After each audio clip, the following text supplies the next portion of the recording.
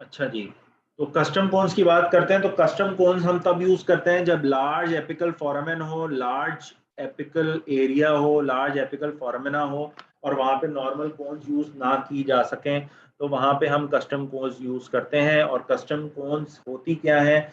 Custom cons कोई भी दो कोन को मिलाकर यूज कर लेना, या आपने नॉन स्टैंडर्डाइज जीपी को यूज करते हुए नॉन स्टैंडर्डाइज जीपी को यूज करना और उसको चेंज कर लेना एक ऐसी जीपी में जो कि एपिकल एरिया में जाके एपिकल सील बनाए, ठीक है, और अडेप्ट कर जाए एपिकल एरिया की जो एपिकल ओपनिंग है उधर। लेट सपोज के ये आपकी कनाल है, ठीक है, और आपको इस जगह पे कोई जीपी अडेप्ट करनी है, तो आप करेंगे क्या? इसकी टेक्निक ये होगी कि आपने 3 से 4 millimetre, 3 to 4 millimetre short of the apex, यानी कि 3 to 4 मिलीमीटर इधर आ गया लेट सपोज, ये आप 3 millimetre short of the apex को कोन लेंगे और कोशिश करेंगे कि यहाँ पे वो कोन आके फंस जाए। जब कोई भी कोन यहाँ पे आके फंस जाएगी तो आप वो कोन को सेलेक्ट कर लेंगे, आपकी मास्टर कोन उसको बना लेंगे, मास्टर कोन बना लेंगे उसको। अब ये मास्टर कोन को आपने करना क्या है कि आपने उसको कोई भी सॉल्वेंट में डिप करना है for 1 to 2 seconds. 1 to 2 seconds. Chloroform भी हो सकता है, यूकैलिप्टॉल भी हो सकता है, और भी बहुत सारे हैं इसमें, ठीक है। क्लोरोफॉर्म में लेट सपोज आप डिप कर लें 1 to 2 सेकेंड्स के लिए। उसका पूरी जीपी को यूज नहीं करना। लेट सपोज अगर ये जीपी है तो आपने सिर्फ और सिर्फ इसकी टिप को डिप करना है, ठीक है, जो एरिया यहाँ पे आ रहा होगा। पूरी जीपी को आपने नहीं करना सॉफ्टन। अगर आप पूरी जीपी को सॉफ्टन कर देंगे तो रिजिडिटी कम हो जाएगी। आपको रिजिडिटी को कम नहीं करना, और आपने इस एरिया में इसको लगाएंगे, सॉफ्टन करेंगे, और आप इस एरिया में इसको पुश करेंगे। जब आप इसको पुश करेंगे एरिया में, तो जब 5 to 6 मिलीमीटर की वो जीपी आपने 3 to 4 मिलीमीटर शॉर्टेंड जीपी को आपने क्लोरोफॉर्म में डिप किया हुआ है, जब वो यहाँ जाएगी तो यहाँ पे वो इम्प्रेशन ले लेगी कनाल का यहाँ तक, ठीक है। आप चेक करेंगे, आप बोलेंगे अब तक वर्किंग लेंथ अचीव नहीं हुई है। आप दोबारा सॉफ्टन करेंगे 1 to 2 सेकेंड तक उस एरिया को, और फिर आप दोबारा उस एरिया को अडेप्ट करेंगे। जब तक करते रहेंगे जब तक कनाल का पूरा नहीं हो जाता। फिर आप एक्सरे लेंगे और चेक करेंगे कि वेदर आपकी क्लोरोफॉर्म में जो आपने डिप की थी जीपी वो पूरी तरह से कनाल को अडेप्ट कर गई है कि नहीं कर गई है। और ये टेक्निक के थ्रू आप जो जीपी कस्टम कोन क्रिएट करेंगे उसको आप कस्टम कोन कहेंगे या अपनी फाइनल जीपी कहेंगे, ठीक है। और ये क्लोरोफॉर्म डिप टेक्निक भी कहलाती है। लार्ज रूट कैनाल्स के लिए इसको यूज किया जाता है। अगर आपकी और ज्यादा मोटी है या आपके पास नॉन स्टैंडर्डाइज जीपीज नहीं है, आपकी कनाल इतनी थिक है, मैं आपको जवाब देता हूँ इसका, ये बात कंप्लीट करके। अगर आपकी कनाल बहुत ज्यादा थिक है कि आपकी कोई भी जीपी वहां नहीं अटक रही, तो फिर आप पहले जीपी क्रिएट करेंगे। वो इस तरह क्रिएट करेंगे कि आप नॉर्मल जीपीज ले लेंगे 2-3, लेट सपोज 80 नंबर की आपने जीपीज ले ली, 2-3 जीपीज लेनी है। उन 2-3 जीपीज को आपने ग्लास स्लैब के ऊपर रखा, ठीक है, ग्लास स्लैब के ऊपर 1 2 3 करके रखा। उसके ऊपर एक और ग्लास स्लैब रखा आपने, और जीपी को रोल किया, यूं यूं यूं यूं यूं रोल किया। जब आप जीपीस को रोल करेंगे आपस में तो वो एक जीपी मोटी जीपी बन जाएगी, ठीक है। और वो मोटी जीपी को आप उसका किसी भी एरिया में जहां से वो थिक हो वहां से कट करें और आप कनाल के अंदर डालें। 3 यूज कर लें, 4 यूज कर लें, 5 यूज कर लें, जितनी भी रिक्वायर्ड है वो यूज करके उसको रोल करें। और जब जीपी बन जाए तो उसको देखें कनाल के 3 to 4 millimetre short of the apex वो जा रही है। उसके बाद उसको क्लोरोफॉर्म में डिप करें और कनाल में डालें, तो इंशाल्लाह आपका ये काम हो जाएगा। उसको क्लोरोफॉर्म डिप टेक्निक भी कहते हैं, ठीक है। Now we are just left with methods of observation, and इंशाल्लाह we will cover it in the next lecture, ठीक है जी। सबको समझ में आ गया? कोई चीज मिस तो नहीं हुई? कोई चीज जहन में है तो पूछ लें अभी, ताकि आज के टॉपिक का सवाल जवाब यहीं पे खत्म हो जाए। सर एक बात पूछनी है। हाँ जी बोले। सर ये जो ओपन एपेक्स के केसेस होते हैं इमेच्योर परमानेंट टूथ में, उसमें हम ये वाली चीज यूज कर सकते हैं कस्टम जी कोन्स? बिल्कुल यूज कर सकते हैं, लेकिन आप बेहतर इसमें आ गए हैं, सिंगल विजिट एमटी एपेक्सिफिकेशन करना ज्यादा बेहतर होता है। अगर एमटीए ना हो तो फिर आप इन केसेस पे जाएं, इन सिचुएशंस पे जाएं। तो ब्लंडर बस किनाल में यूज कर सकते हैं ये जी टेक्निक? जी बिल्कुल कर सकते हैं, अगर एमटीए ना हो तो कर सकते हैं।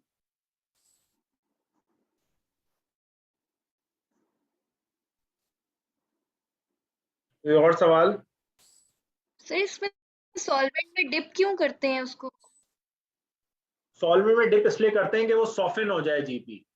जीपी सॉफ्टन हो जाएगी तो फिर वो जब कनाल के अंदर डालेंगे, लेट सपोज ये कनाल है, ठीक है, अब ये चौड़ी कनाल है, इसके अंदर 3 to 4 मिलीमीटर शॉर्ट डाल रहे हैं आप जीपी, ठीक है, और सॉफ्टन जीपी है, तो जब आप डालेंगे तो वो कनाल का शेप लेती जाएगी नीचे वाले एरिया का। जीपी सॉफ्टन होगी ना, मोल्ड होती जाएगी, जैसे भी एक एरिया में डालेंगे जहां वो जीपी फंस रही है, तो वो सॉफ्टन जीपी, जीपी को जब डिप करके डालेंगे तो वो मोल्ड होती जाएगी अकॉर्डिंग टू द एपेक्स, ये मोल्ड होती जाएगी। अच्छा सर, दूसरा ये पूछ रहा था कि आपने ये कहा था कि हम जीपी मास्टर जो जीपी है वो सेलेक्ट होगा जो 3 से 4 millimetre short of the working length है। बिल्कुल, ताकि तो मोल्ड करना है ना आपको एपिकल एरिया में। हाँ जी, ठीक है सर। उसको हमने एपेक्स से हमने जीपी को हमने सॉफ्ट कर लिया और हमने उसको प्लेस किया किनाल में। तो हमें कैसे पता लगेगा कि हमने लाइक कितना इसको पुश करना है और फिर हमने इसको निकालना है? तो अगर 1-2 जो अगर हमने पुश करना है, क्या हम मार्क कर लेंगे पहले जीपी को? आपने पुश नहीं करना होगा। जब आप सॉफ्टन जीपी को कनाल के अंदर डालेंगे ना, वो खुद ही सॉफ्टन है, वो सॉफ्ट हुई भी है, तो वो खुद ही वो पुश होगी, वो खुद ही कनाल का शेप ले लेगी वो। हमने कोई फोर्स नहीं लगानी? नहीं, आपने कनाल के अंदर डालेंगे 3 to 4 मिलीमीटर शॉर्ट जहां पे फंस रही होगी वो, तो वो अब ठीक खुद ही होगा। फोर्स, हाइड्रोलिक फोर्स खुद ही लगेगी, और वो फोर्स की वजह से वो लंबी होती जाएगी नीचे से, मतलब वो ठीक पुश होती जाएगी। ठीक हो गया। अच्छा जी, can we soften normal GPs as well? नहीं, नॉर्मल जीपीज को सॉफ्टन, नॉर्मल जीपी को सॉफ्टन क्यों करेंगे आप? जब आपका एपिकल एरिया बहुत ज्यादा वाइड और ब्लंडर बस हो तभी सॉफ्टनिंग टेक्निक यूज करेंगे। Can custom cones be use in technique of different apical patency preparation? आपके पास नॉर्मली जीपीज मौजूद होती हैं 80 तक, तो जरूरी नहीं होता, मेरे ख्याल से तो कभी जरूरत नहीं पड़ती। और ये कस्टम कोन टेक्निक जो है ये भी ऑब्सोलीट टेक्निक है, ये सर भी अब ये जो यूज नहीं होता।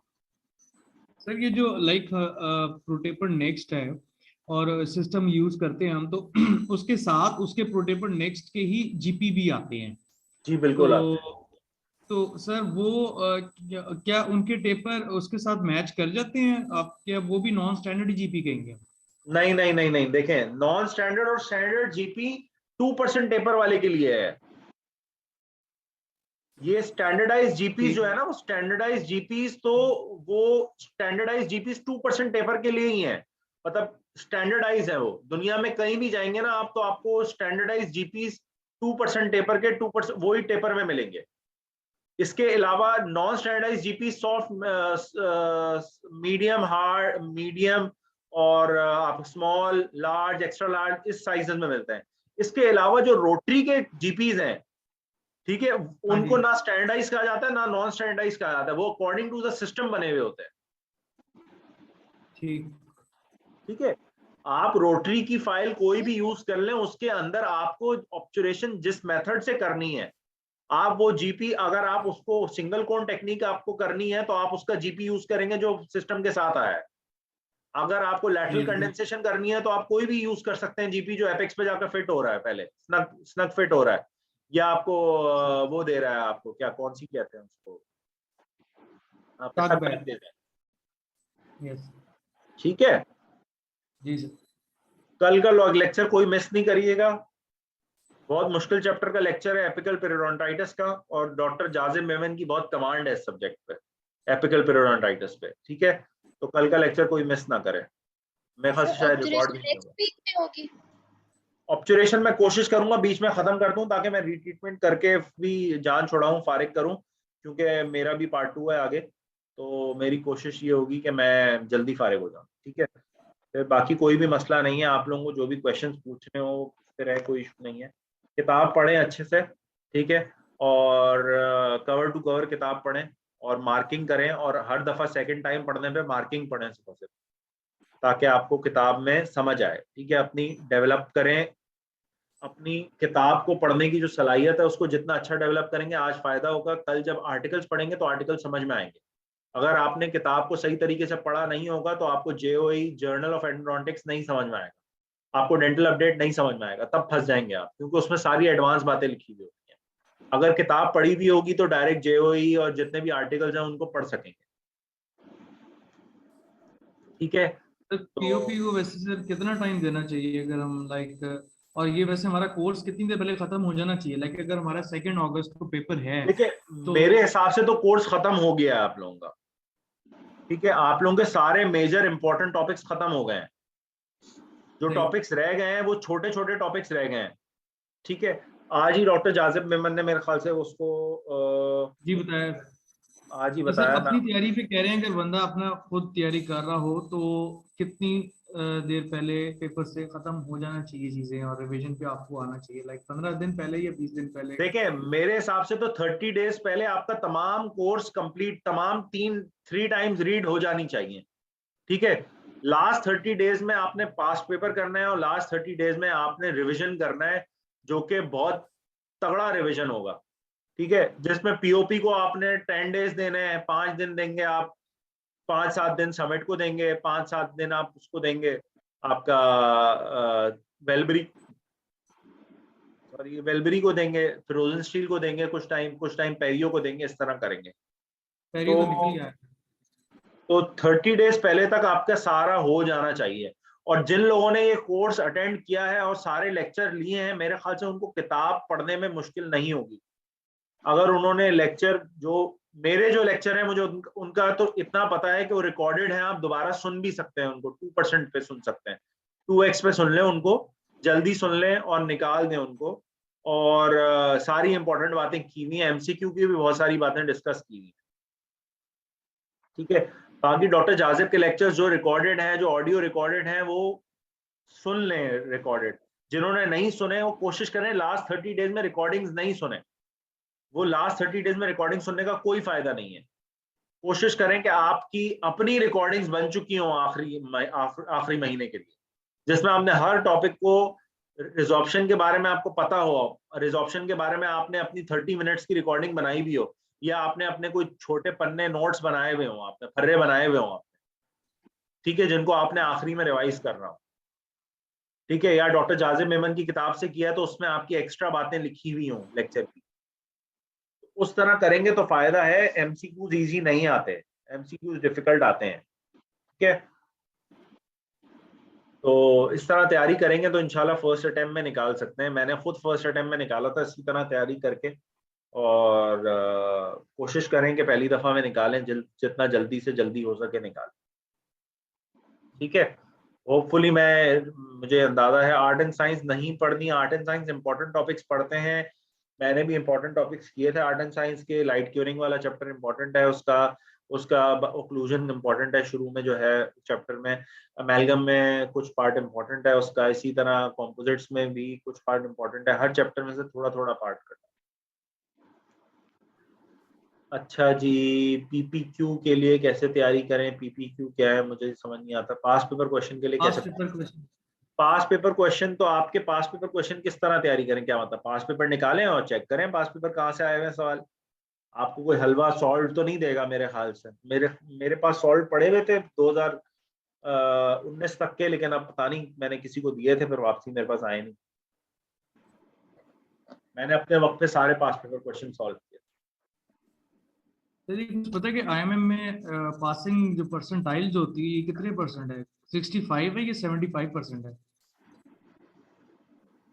मेरे हिसाब से तो, मुझे आईएमएम की नहीं याद, मुझे पार्ट 2 की याद है, पार्ट 2 की 60 है। पार्ट 2 की इनफैक्ट 55 से 60 के दरमियान होती है। मेरे ख्याल से आईएमएम की भी इतनी होनी चाहिए। 60 है सर, यस।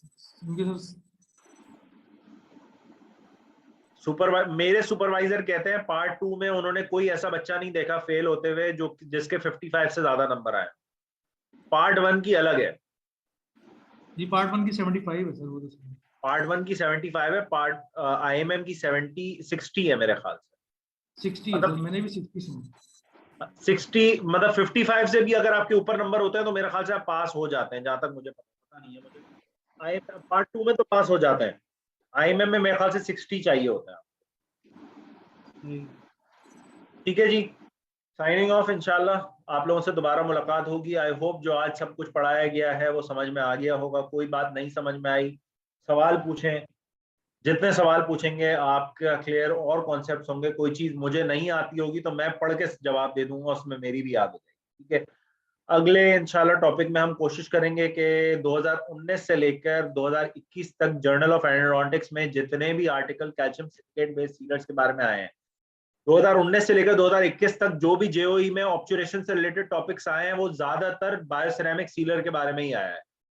ठीक है, तो उनके बारे में हम बात करेंगे इंशाल्लाह। कोशिश करेंगे मैं एक होलिस्टिक व्यू दे दूं कैल्शियम सिलिकेट बेस्ड सीलर्स के बारे में मजीद आप लोगों को, ताकि अगर पेपर में सवाल आता है तो आप लोग फिलबदी उसको आंसर कर सकें। ठीक है, और आप लोगों को किताब में नहीं है तो याद करने की भी कहीं जरूरत ना। ठीक है सर आर्टिकल्स में से आता है IMM में? IMM में आर्टिकल्स में से कुछ नहीं आता, सब कुछ पेपर में से आता है, सब कुछ किताबों में से आता है। ठीक है, अगर एक आध सवाल कभी आ भी जाए तो मेरे ख्याल से 10-20 सवालों में एक आध सवाल अगर आ भी जाए और आप छोड़ भी दें तो फर्क नहीं पड़ता। टोटल 12 सवाल आपने 8 नंबर के करेंगे तो पेपर निकल जाएगा। ठीक है जी, चलें भाई, साइन ऑफ करते हैं इंशाल्लाह। Meet you in the next lecture soon इंशाल्लाह। होपफुली शायद मैं कल भी ज्वाइन करूं डॉक्टर जाजिब का लेक्चर, तो कोई मिस ना करे लेक्चर कल का। ठीक है जी, चलें, अल्लाह हाफिज। अल्लाह।